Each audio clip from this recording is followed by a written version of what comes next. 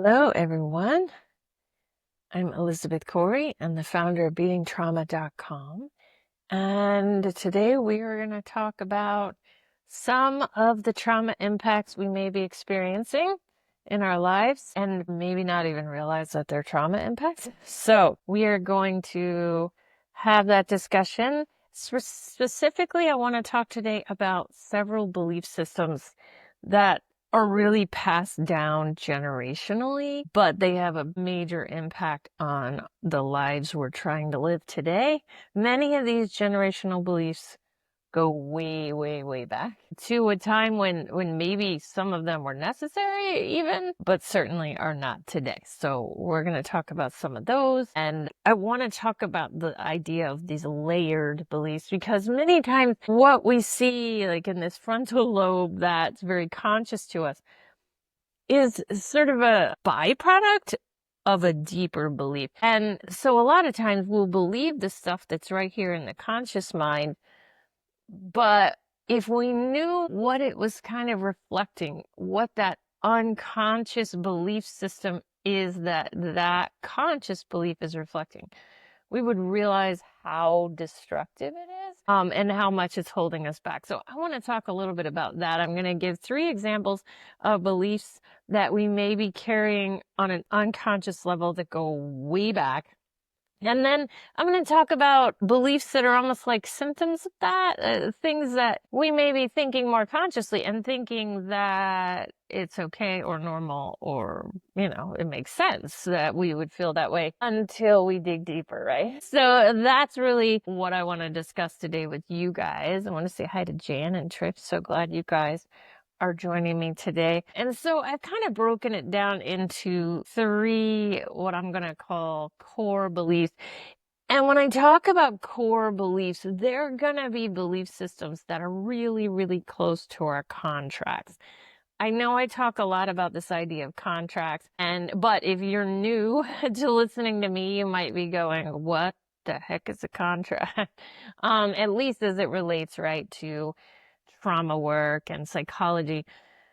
Contracts are usually deals that we have made with people that did not have our best interests at heart. In some cases, those contracts are made in a way where maybe the people thought they had our best interests at heart, but their belief that these were in our best interests is also sort of mired in their trauma. So it can be situations like that, but many times contracts are about the convenience of the person that we made the deal with, or the convenience of the organization, or the family, or the society. We could go on, but it rarely is meant to truly benefit us, especially when we're still children. I mean, as children, which is when most of our contracts are made, there really isn't a lot of interest in how this is going to impact our ability to live our lives as fully as possible, when we're still kids. No, most of the time, the people, especially when we have complex trauma,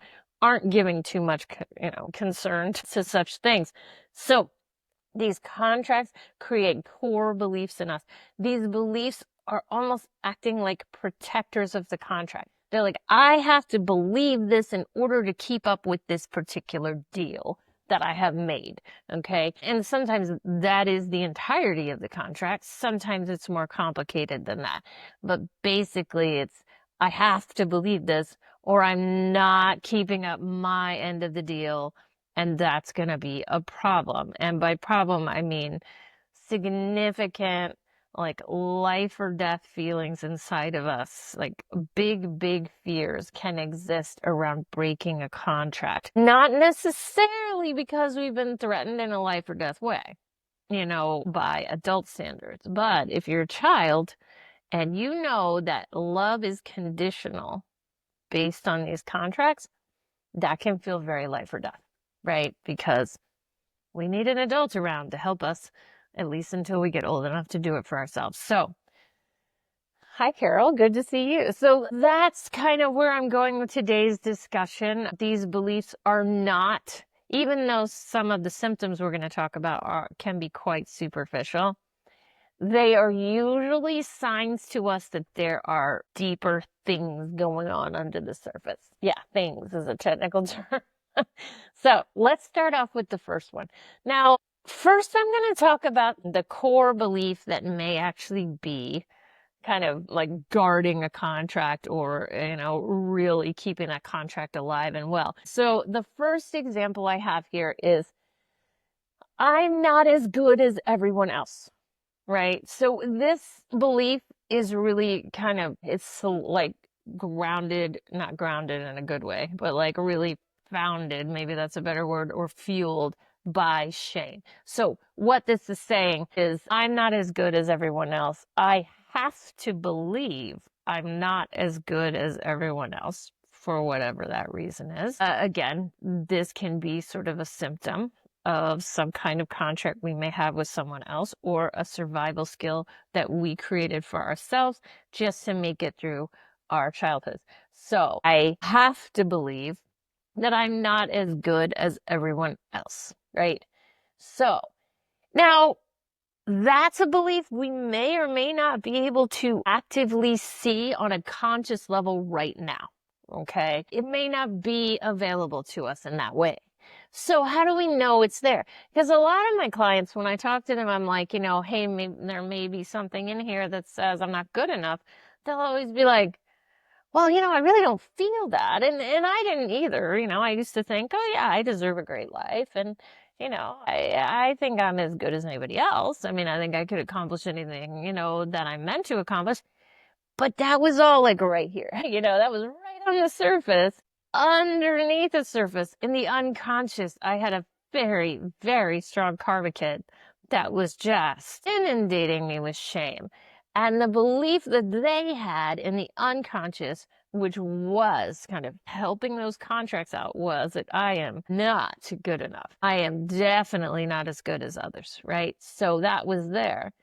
But, it kind of shows up in the conscious mind a little differently. And this is where we can kind of use some of our conscious thoughts that may be limiting us as a way to see that there may be something bigger under the surface. And so some of the examples I have of thoughts that kind of could be clues, right? Because this is detective work a lot of the times. We don't know what's in the unconscious. We only know what the conscious thoughts and our current life circumstances are to help us kind of get back to that. The first one I'm going to bring up is, well, that might work for some people, but not for me, right? So we may be thinking that, and we may even go as far as to say they're probably lucky. They're luckier than I am. I'm not a lucky person. I don't have luck. There's a differentiation happening between you and this other person that while on the surface you may just be calling it something like luck, under the surface there's sort of this deservability thing that's going on that you may or may not be able to see, right? Another example of beliefs that may be kind of driving this deeper, bigger belief is it shouldn't be this hard. So now this can be really specific to things we are trying to do that we also believe we can't do or we shouldn't do or we're not allowed to do. Because the contract says to us, you're not allowed to do that really cool thing, whatever that really cool thing is. So we get this notion that whatever it is we're trying to do it's just not going to be possible, because if it was possible, it would be easy. If it really was who we are, it wouldn't be this hard. It wouldn't feel this hard, right? So these are kind of some of the belief systems that may be sort of on the surface, but they're really driving a much deeper feeling of shame. They're really coming from that place that says, I'm not as good as others. So the I'm not as good as others is blocking us from taking those steps, and then also telling us it shouldn't be this hard. That we will give up, right? At least that's the plan. That isn't necessarily what has to happen. But I'll be honest, a lot of times it is what happens, right? So another belief system we might have here, okay, is, and this kind of goes along with the other one, that clearly it isn't meant to be. Like when we say things like, I'd love to live differently. I'd love to have a better life. I'd love to accomplish these things, but it just isn't meant to be. To be honest, I'm not even really sure what that means. means. I guess it can mean a lot of things, but it is often sort of steeped in that self-shaming that says, maybe other people can have this thing, but I am not good enough. I am not whatever enough that's what I have. Almost like I have to be grateful for what I have and stop pushing, stop trying to be someone I'm not, right? That kind of life is for other people. That life is just not for me. So these are all beliefs that we may be hearing here in the frontal lobe, maybe even quite clearly. And we may be believing that they sound very logical and rational to us. Because I'll be honest, these kind of beliefs are kind of easy to follow. They're easier to believe because it's like saying, well, yeah, I'd rather just think that way than have to push through the really, really challenging blocks in my system to get to something else. So I'll just go with this, right? I'll just go with this. What I like to tell people is the feeling of shame and futility is often like a siren song because it's easy to follow it.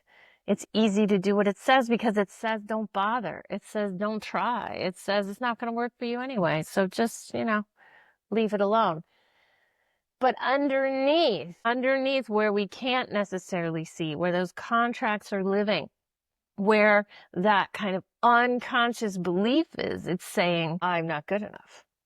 I'm not good enough. That's what we want to kind of get in touch with and start working with. If you have places in your life where you feel like you are stagnant, where you just can't seem to get past a certain point, know that you might be bumping up against some unconscious beliefs that say you can't. That shame that's in there. And some of the best writing we can do is what I refer to as resistance writing. And it is a great thing to get involved in here when you are struggling to really, see what's going on underneath the surface. So I recommend resistance writing. If you could do it, do it. It will help you to see what that unconscious belief is under the surface saying you can't have that thing, right? So that's my first example. I want to go to Regina's comment. So contracts in childhood were formed from conditional love experience as a child. Sorry, just jumped into the subject. Yes, that is one way in which contracts are formed. Definitely is like saying, if you are not this way, I won't be able to love you. I'll be mad at you. I won't be able to give you what you need. I mean, but I will also say that there can be contracts that are formed in a lot of different ways. They can be quite subtle. They can be quite passive aggressive. And I will also say they can be quite direct. I know I even have several contracts where they asked me to sign my name on a piece of paper. I'm not even kidding. It's absolutely ridiculous. But that is something that we may have experienced too. So contracts can be all over the board. But yes, one of the biggest ways that I think contracts happen is as a child, we realize that we are not going to be accepted and loved unless we do this thing, right? So again, could be very implied, could be very much not implied. It could be quite explicit sometimes. So, okay. So let's talk about the second one. So the second one, again, I'm going to start off telling you what the deeper unconscious belief might be. And then we're going to talk about the symptoms, the clues, the things that can tell us this is there, right? So this next one I want to talk about is make sure that everything you do is to help you stay safe. Okay. Now, that's an unconscious belief, and it might not sound exactly like that. It may be all your choices should be about safety. Everything you do should be making sure that you're going to be okay.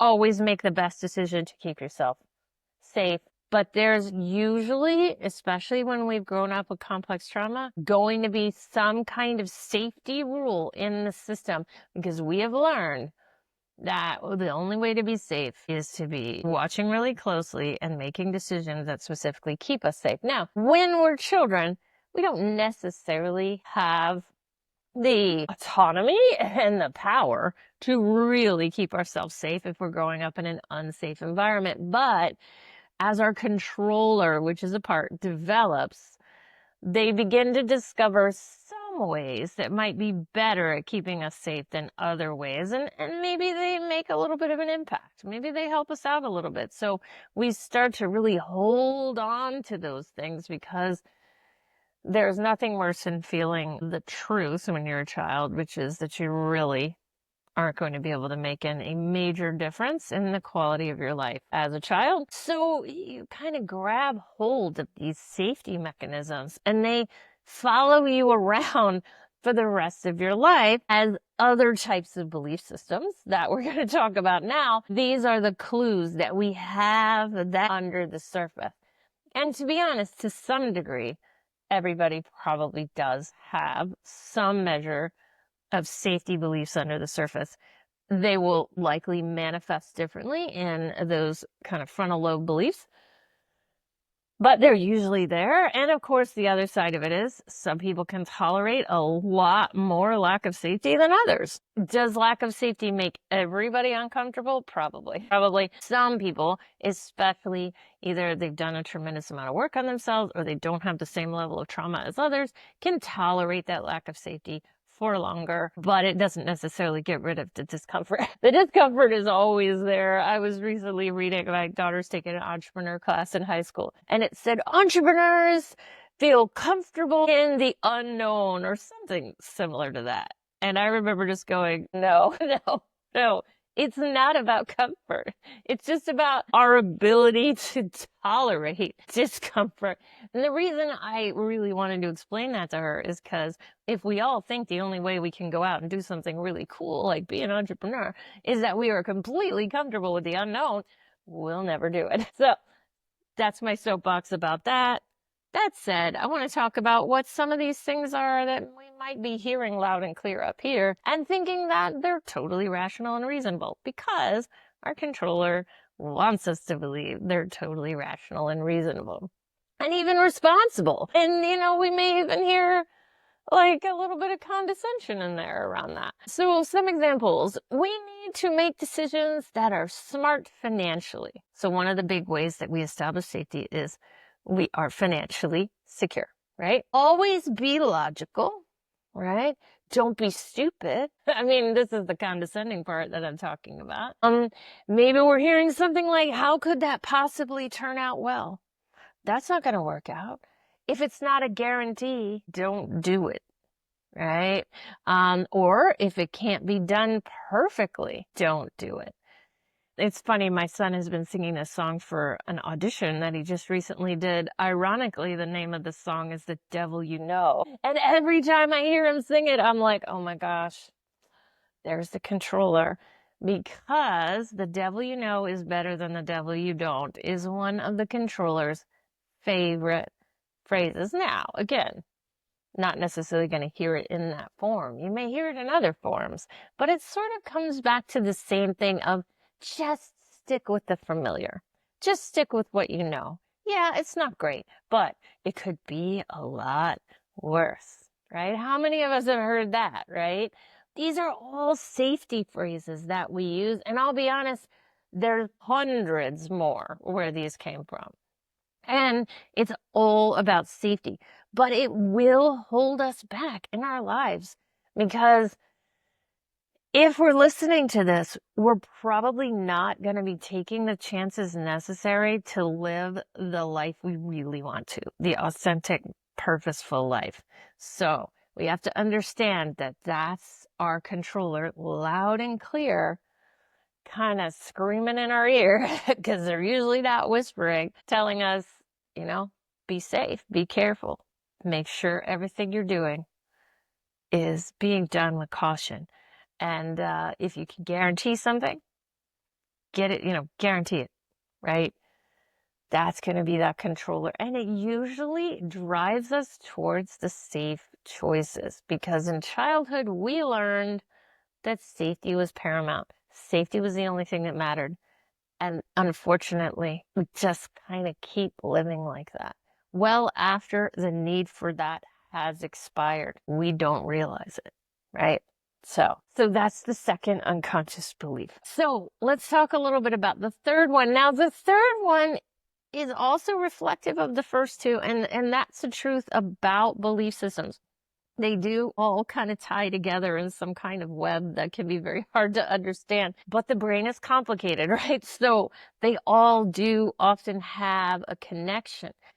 But this last one I want to talk about is definitely related to shame, but it has its own impact, which is make sure to always fit in.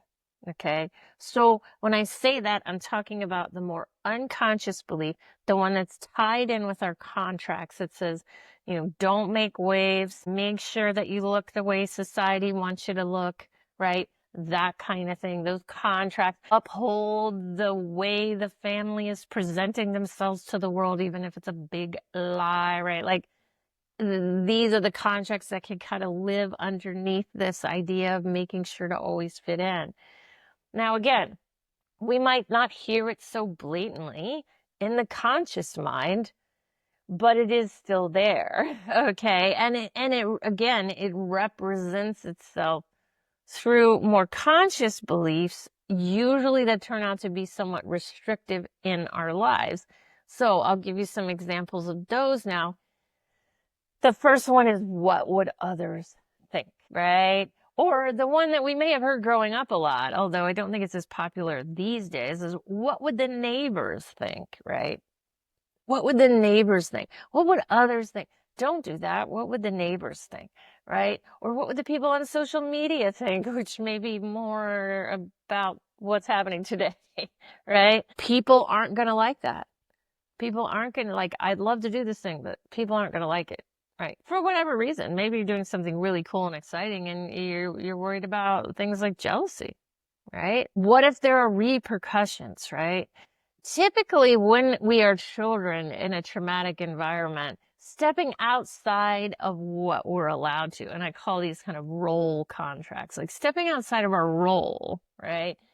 There were repercussions for it. So we're still kind of in that mentality. It's like, oh, the repercussions of stepping outside of my role, right? That's still in there somewhere, right? Except now it may just be this feeling that there could be a problem if I do that thing. Not really a solid understanding of why, because that's still in the unconscious, but there is that sense that's happening. So the next one, what if I am seen as weird? And actually, interestingly enough, I think it was last week or the week before, I talked about this idea of abnormal. Being an invitation to be abnormal sometimes comes to us from the universe, but it doesn't always look really pleasant when it shows up, because the universe is often trying to push us to slow down. And sometimes they do that in ways that are extremely uncomfortable, right? But what if I'm seen as weird is often what shows up when we start to embrace the things we truly love. Another one that may be there is, it's best to keep my mouth shut. Don't stand up, don't argue, don't kind of push at people. You never know what they might do. Because as a child, that may have been extremely true. And as I mentioned a few minutes ago, this idea that people might be jealous, right? Like, people might actually not like it. Like, one of the big things I hear from my karma kid, but this is an unconscious thing. It's not something we usually hear right up front, at least not at first, is, who do you think you are? Like, who do you think you are to go out and do something cool while everybody else is slaving away in regular jobs and regular, whatever? That may be there. Again, if you're new to kind of catching your belief systems, it's probably not going to be conscious, because that's pretty dramatic. And that's just it. Our parts try to keep the unconscious in the unconscious, because once we start to see it, we're like, whoa, like, that's a pretty intense belief I have about myself. Like, that's pretty ugly. That's not good. Obviously, that's having an impact on me. So, we keep it in the unconscious, and we only let out beliefs that seem fairly normal based on what's going on in our conscious thought. It's when we start digging that we start to see the unconscious side of it, which is a lot more blatant and a lot harsher a lot of the times. Seeing that is going to make a major difference in our healing, but you're going to have big resistance in your system to seeing it. So We start with what we know, which are some of these conscious thoughts that I brought to you today, and we dig by writing. I highly recommend that when you see what appears to be a relatively limiting belief, take some time and write from it. And by that, I mean in first person from the belief. Don't write about it, which is, I think I have this belief and it sounds like this.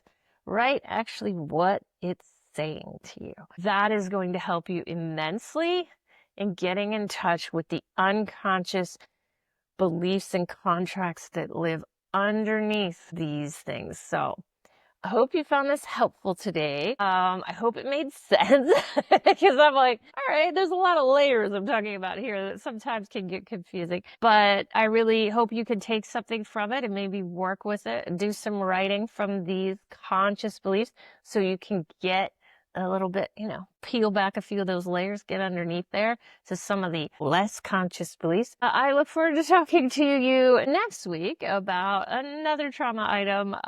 So please come stay tuned. Same time, same place, 12 p.m. Eastern time, and I will speak to you then. Thank you guys. Bye.